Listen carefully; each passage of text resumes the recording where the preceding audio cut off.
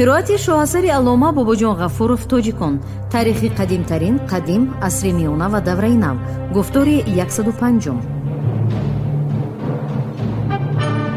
اثری تاجیکان شعله‌ای بود که به صحیفه‌های تاریک و فراموش گشته تاریخ ملت تاجیک روشنی انداخته، پدیده‌های خودشناسی و افتخار ملی را تکمیل داد. پرزیدنت جمهوری تاجیکستان امامعلی رحمان.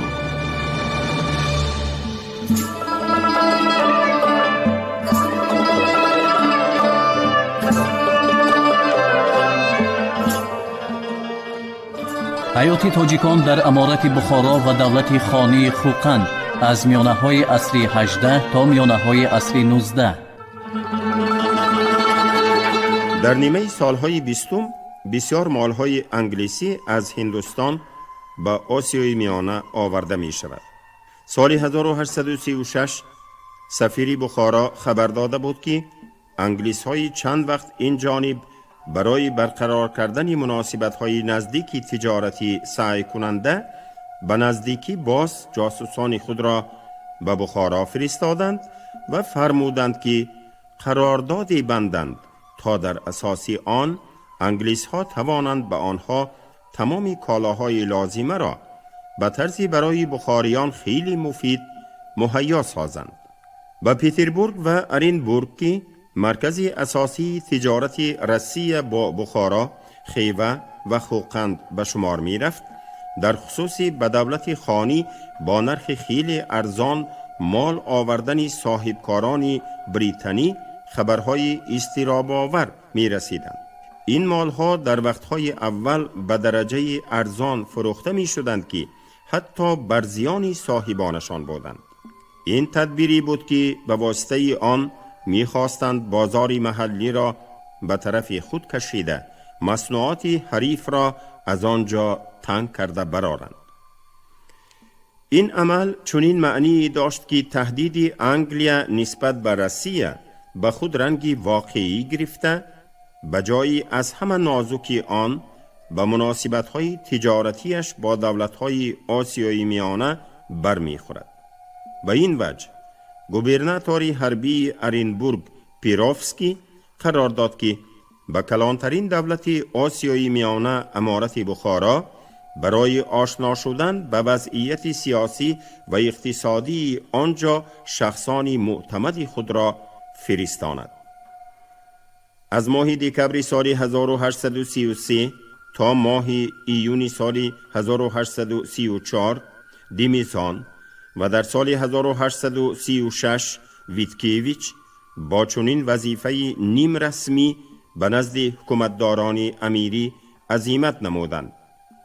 ویتکیویچ در نتیجه این سفری دور خلاصه اندکی تسکین دهنده برآورد. در گزارشاتی از گفته‌های او ترتیب داده دل اظهار می گردید که انکشاف تجارت انگلیا و بخارا عملاً پیش آمدی مهمی ندارد. در امارت چیزی نیست که انگلیس ها بخرند. کشاندن آهن و مصنوعات فلزی که بخاریان احتیاج دارند برای انگلیس ها کاری خیلی دشوار است. اما روسیه در تجارت به بخارا و دیگر کشورهای شرق نسبت به حریف خود امکانات بیشتری دارد. ویتکیویچ گزارشات خود را با چنین سخنان به پایان می رساند. ما برعکس می توانستیم دایره تجارت خود را تا خودی مولتان وسعت دهیم و صناعتداران انگلیس را از تمام آسیای میانه بیرون کنیم. راه ما نزدیک تر است. محصولات و مالهای ما بازارگیر و مشهورند و ما می توانیم از آسیای میانه اشیای زیادی که در بین آنها پخته همیشه جای اول را اشغال می نماید وارد سازیم. کم کس می داند که مالهای ما در سراسر آسیای میانه تا خود هندوستان نظر به مالهای انگلیسی ارزشی بلند دارند.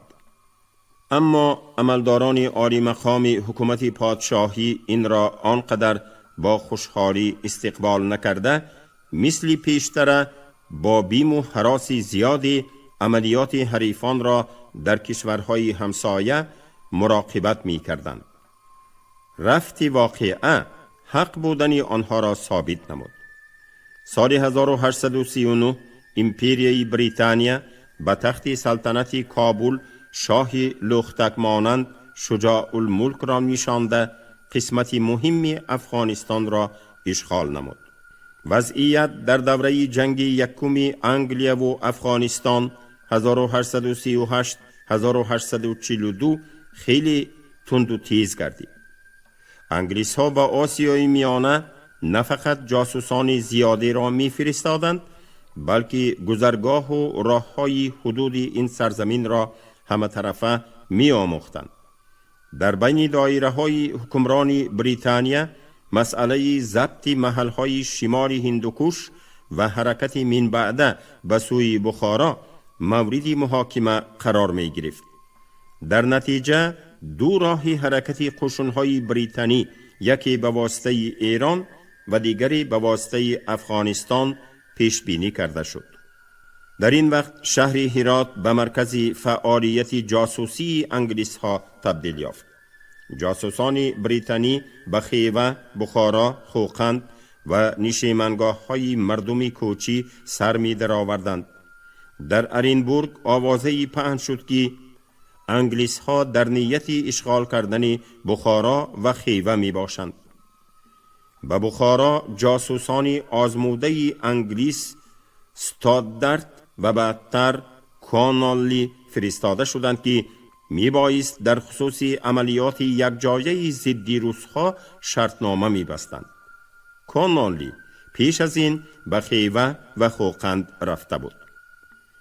دیگر جاسوسی بریتانی ابات در خیوه عمل نموده این دولت را به دایره سیاست انگلیا کشیدن و به مقابل بخارا که به فشار انگلیس ها اعتنا نداشت تحریک کردن میخواست. ابات همچنین دایر به خط سرحدی روس‌ها معلومات جمع می کرد. عاقبت در سر این کار جاسوسی دستگیر گردیده به انگلیا رانده شد. انگلیس ها به جای این جاسوسی شکست خورده شکسپیر نام شخص دیگری را فرستادند که عیناً همان وظیفه را باید ادا می کرد. نمایندگان لندن در امارت بخارا موفقیت کلان به دست آوردن نتوانستند. استاددارت و کانالی هنگامی در این مملکت بودنشان به درجه کافی نزاکت دیپلماتی ظاهر نکردند. این بود که امیر نصرالله خودرای آنها را اول به زندان انداخت و سپس به قتل رسانید. سال 1842 حکومت پادشاهی به مقصد بی اثر نمودن عملیات فعالانه حریفان خطرناک خود به دولت خانی هیئت سفارت فرستاد. این تدبیر از آن سبب هم صلاح بود که سفیران خیوه، آتنیاز، خواجه رئیس، مفتی و از پس او اشنیاز، محمد نیازف، اینچنین سفیر بخارا مقیم بیک سیدف به روسیه آمده بودند.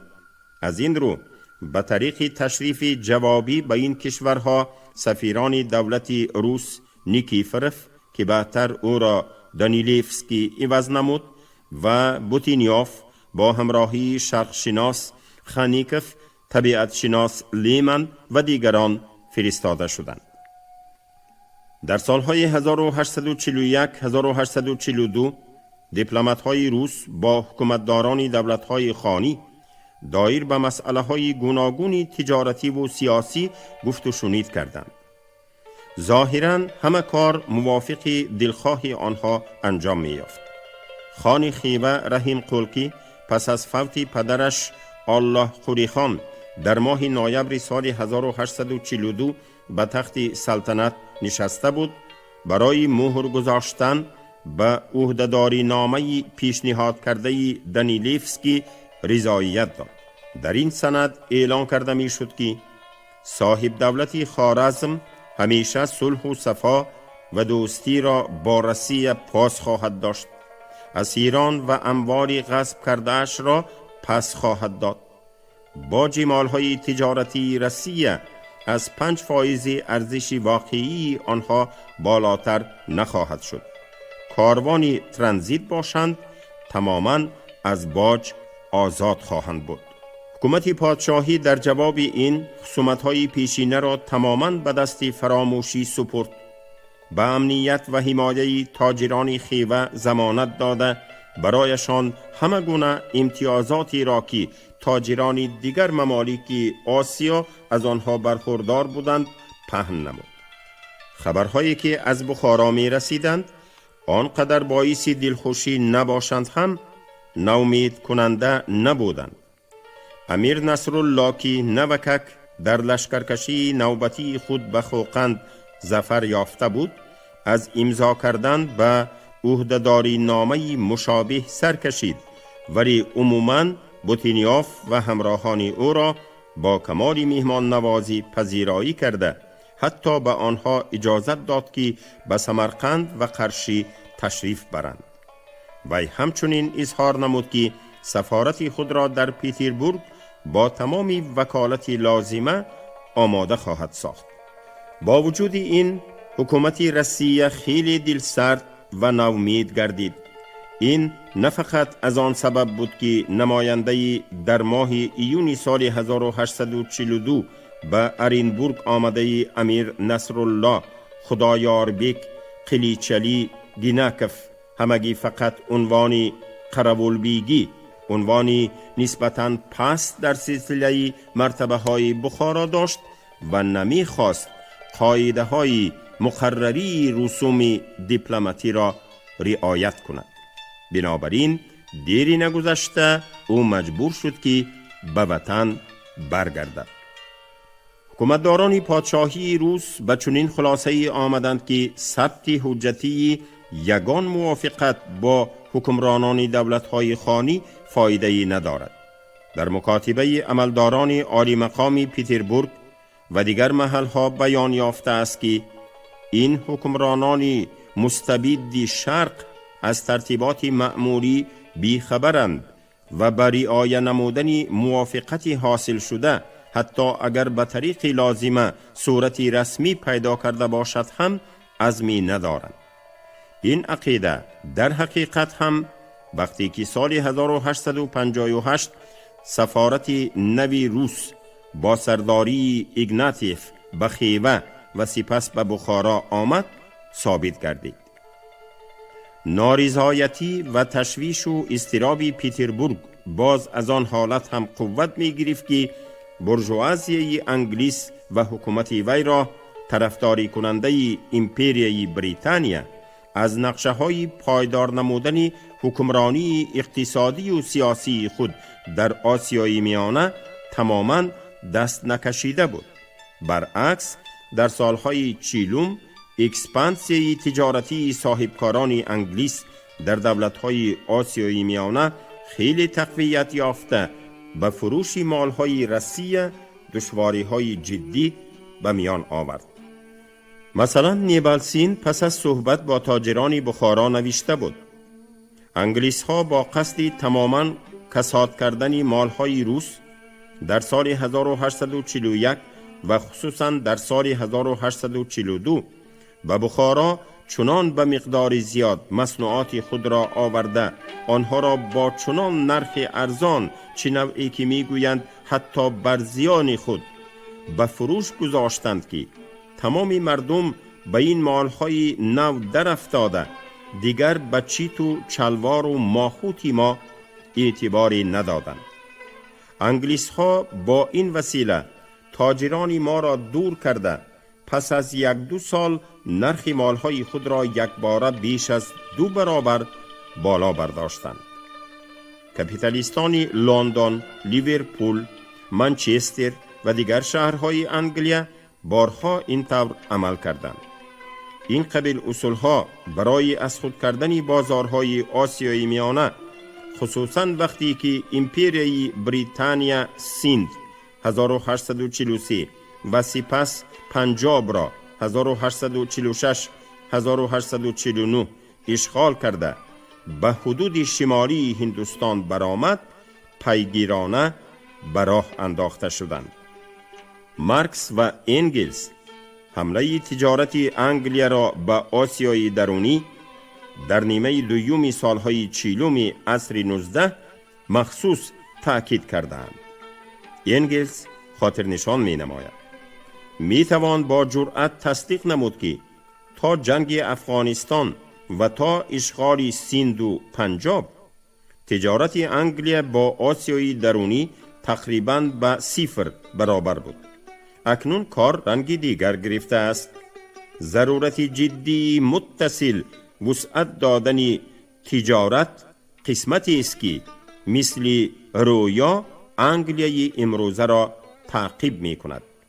این ضرورت ناگزیر تجارت انگلیا را وادار می سازد که در یک وقت از دو طرف به آسیای درونی حمله آورد، از طرف هند و از طرف بحر سیاه. هرچند که ما درباره حجم صادرات روس‌ها به این قطعه عالم معلومات خیلی کم داریم، به هر حال از روی امر واقعی افزایش صادرات انگلیس‌ها می توانیم به خلاصه آییم که احتمال تجارت روس‌ها در آنجا خیلی کم گردیده باشد. انگلز سهم نکرده بود. مصنوعات بریتانیا مصنوعات روسیه را در دولت‌های خانی خیلی تضییق نمود. دپارتمنت تجارت خارجی روسیه در سال 1845 کم شدن صادرات مال‌های وطنی را به آسیای میانه که سببگار آن به بازار بخارا بیشتر کشانده شدن مال‌های نسبتاً ارزانتری است ایندیا و انگلیا می باشد قید کرده است.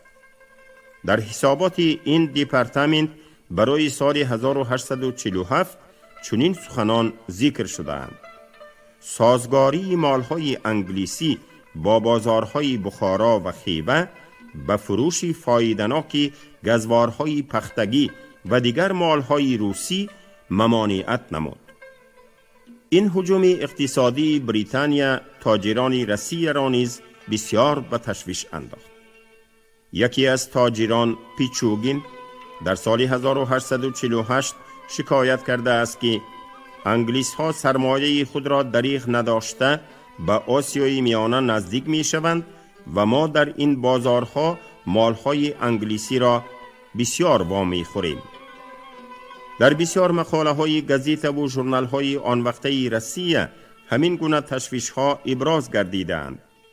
اکسپانسی تجارتی امپریای بریتانیا واقعا هم با اقدامات جدی سیاسی وی در این راه توأم بود. در سالهای 50 این خوف باز هم زیادتر گردید.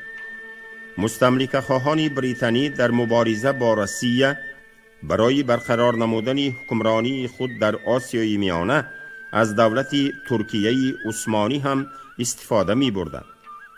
دایره های حکمرانی ترکیه نیز در ضمیر دل آرزوی در تمام مملکت های اسلامی از جمله در آسیای میانه مستحکم کردن موقع خود را می پروریدند. هنوز در سال 1851 نمایندگان ترکیه به مقصد ساختن استحکامات ترک ها در دولت خانی خیوه داخل مذاکرات شدند که ضمناً ساختن استحکامات انگلیس ها نیز در نظر داشته می شد. فعالیت شبکه جاسوسی انگلیا و ترکیه علل خصوص به مناسبت جنگ قریم خیلی وسعت یافت. فرستادگان مخفی ترکیه آن وقتها بیانیه سلطان ترک را که دولت‌های آسیای میانه را به هجوم ضد روسیه دعوت می کرد آورده بودند. این گونه واقعه ها کم صادر نمی شدند. انگلیا و ترکیه اغوا داده وی بارها سعی و کوشش نمودند که شعار غزوات اتحاد 3 دولت آسیای میانه امارت بخارا، دولت‌های خانی خیوه و خوقند را به مقابل روسیه عملی کنند. به ضمن این خوف هم به میان آمده بود که انگلیا و ترکیه با اتحاد سیگانه همراه شده بر ضد روسیه جنگ می کنند. اما در عمل با انگلیا و امپریای عثمانیه با وجودی دست زدن به مکر و حیله به وجود آوردن چنین اتحاد میسر نگردید. انگلیا عادتاً عهدشکنانه عمل می کرد. فرستادگان مخفی انگلیا با عملداران عالی مقام بخارا به دوستی و صداقت سوگند یاد کرده، در عین زمان به امیر افغانستان در مبارزه ضد ملک‌های ازبک و تاجیک نشینی تحت سرپرستی امیر بخارا قرار گرفته آن سوی دریای امو کمک می رسانیدند. عاقبت در نتیجه چنین عملیات قسم زیادی تاجیکان و ازبیکانی که از قدیم در ساحل چپ دریای امو ناحیه های شمالی افغانستان کنونی زندگی می کردند به طور صنعی از برادران همخونی در آسیای میانه بوده خود جدا شده ماندند. این را هم قید نکردن ممکن نیست که در لندن خیال مداخله مسلحانه ضد دولت‌های خانی را تماما از سر دور نکرده بودند.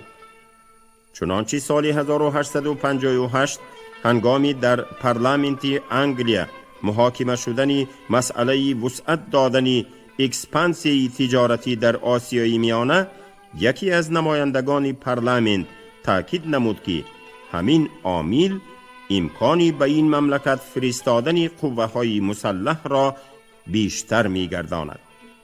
ولی مستملکه‌داران به عملی نمودن این قصد و نیت‌های خود موفق شده نتوانستند.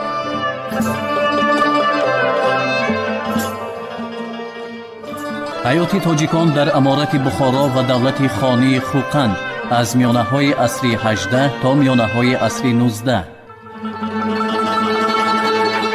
تدقیق علمی دولت‌های آسیای میانه.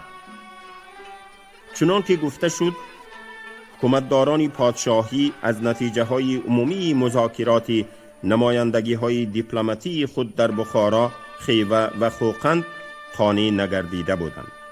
کوشش‌های استفاده بردن رابطه‌های اقتصادی برای از جهت سیاسی برقرار کردن نفوذ تام پترزبورگ در آسیای میانه با سبب‌های گوناگون برار نکرد. ولی ما نمی‌توانیم در بها دادن به مناسبت‌های سیاسی امپریایی روسیه با دولت‌های آسیای میانه از چنین موقعی محدود و مخصوص نزدیک شویم. حتی اگرچه سفر دیپلمات‌ها نه همیشه باعث رسیدن به مقصدهای پیشگذشته آنها می‌گردید، لیکن عادتاً به افزایش بیش از پیش مبادله مالها در بین دولت‌های نام برده تأثیر می‌کرد. مهمتر از همه این است که مسافرت سفیران، نمایندگی‌ها، تاجران و سیاحان جداگانه روس به آسیای میانه از دیگر جهت اهمیت خیلی کلان داشت. اکثری کسانی که به این طرفها سفر می کردند آدمانی فاضل و دانشمند بودند و بعضی آنها زبانهای شرق را می دانستند. در بین آنها متخصصان درجه اولی گیوگرافیا و گیولوژیا، گیودیزیا و استرونومیا، طبیعت شناسان، شرق شناسان و زبان شناسانی پرتجربه هم بودند. در تحقیق نتیجه های سیاحت و تحلیل مواد و اطلاعات گوناگونی که تاجران روسیه و آسیای میانه می آوردند، گلی سری سبد علم و فن وطنی از آن جمله شرق شناسان و جغرافیدانان معروف عصر 19 روس اشتراک می نمودند. اینک معجزه به عمل آمد. در ظرف کمتر از 50 سال عصر 19 آسیای میانه از سرزمین ناشناس به کشوری تبدیل یافت که علم درباره آن بسیار معلومات دقیق به دست آورد. به قبل جغرافیدان مشهور روس موشکیتوف، اکسپدیسیه‌های نیمه اول عصر 19 در تدقیق جغرافی آسیای میانه اهمیت کلانی را مالک می باشند. آنها متریال های کاملا علمی می دهند که حاجت به تفسیر نیست. علاوه بر مدرک‌های کم و بیش دقیقی نقشه برداری، خدمت اساسی این تحقیقات عبارت از آن است که آنها ما را با خصوصیت‌های طبیعی و تاریخی حوزه ترکستان شناسا می‌نماید.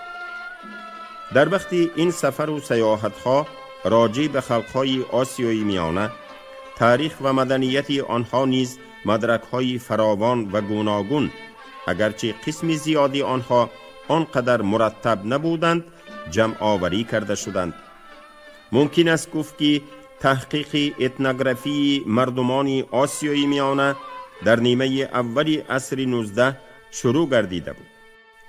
از مدرک‌های در نشریه‌های مختلف و کم مشهور پراکنده و یا در جزودان‌های ارشیو نگاه داشته شده، درباره طرز زندگی، مدنیت مادی و بعضی جهت‌های مدنیت معنوی خلق‌های آسیای میانه، تاجیکان، ازبیکان، ترکمن‌ها، قرغیزها، قزاق‌ها و قرقلپاق‌ها میتوان تصور پیدا نمود. افسوس که قسم مهم این مدرک‌ها در تحقیقات اتنوگرافی معاصر خیلی کم یا حتی تماماً استفاده نشدند. آموزش زبان خلق‌های آسیای میانه با احتیاجات عملی علاقمند بود. در عین زمان به تحقیق علمی این زبان‌ها نیز ابتدا گذاشته شد. در قسمت زبان تاجیکی چنین خدمت را یکی از شرقشناسان نمایان روس، گریگوریف، ادا کرده است. در حسابات سیاحان یادگاری‌های جداگانه صنعت معماری آسیای میانه بسیار ذکر شده و یا مختصراً تصویر یافته، لوحه بعضی از آنها ثبت گردیدند. این چنین توصیف بناهای اقامتی آورده می شود. از این قبیل نوشتجاتی کوتاه می توان معلومات پرارزش برای تاریخ صنعت معماری آسیای میانه به دست آورد. قریب هر یک سیاح وضع و ترتیب اداری دولت‌های خانی را کم و بیش به تفصیل بیان کرده، توصیف این و یا آن جهت حیات اقتصادی آنها را نیز آورده است. اثر خانیکف توصیف دولت خانی بخارا 1843 از بهترین تألیفاتی است که در این موضوع به وجود آمدند. وقتی که خانیکف به آسیای میانه سفر کرد، سن او هنوز به 22 نرسیده بود. او بعد ختم لیتسه تسارسکو سیلسک از طریق خودآموزی شرق شناس گردید. استعداد فطری، کنجکاوی و مشاهده کاری به جوان دانش دوست امکان دادند اثری تعریف نماید که با خصوصیت‌های برازنده خود تصویر همه جانبه و عمیق عمارت بخارا کس را تا کنون به وجد می آرد.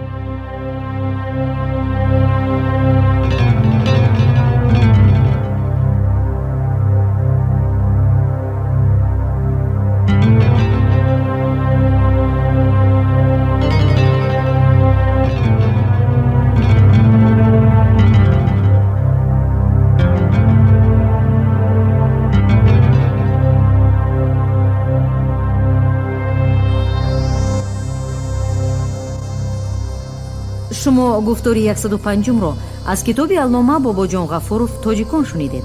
عبدالرشید خوجامقулов خوند. کارگردان شیرالی نغزلی.